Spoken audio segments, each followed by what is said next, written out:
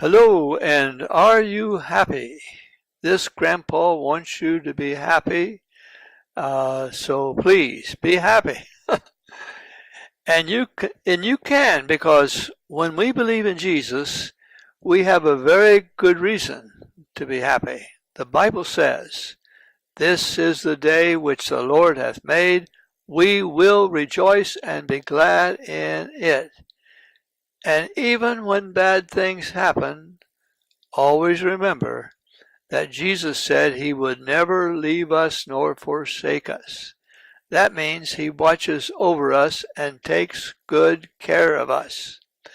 We will find in part 2 of the story, 40 Years in the Wilderness, that God's people had many reasons to be happy because God took care of them even when things got really bad. So let us begin. The story of 40 years in the wilderness, part 2. God's people walked about in the wilderness for 40 years before they entered the land God promised them. During that time, they learned some hard lessons about trusting and obeying God. Here are some questions I asked yesterday. How did over 1,000,000 people with all their herds of cattle and flocks of sheep survive in the wilderness for 40 years? What did they eat? How did they get water to drink? Today we will find answers to those questions from the Bible.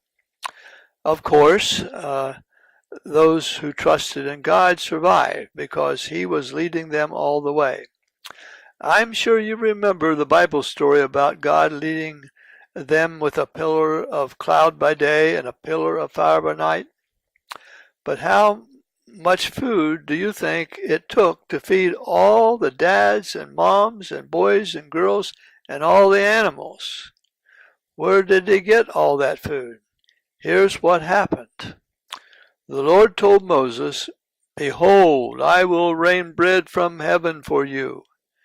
And each morning the people went out to gather what they needed to last them all day. It was called manna. And the Bible says it tasted like wafers made with honey. That sounds pretty good to me.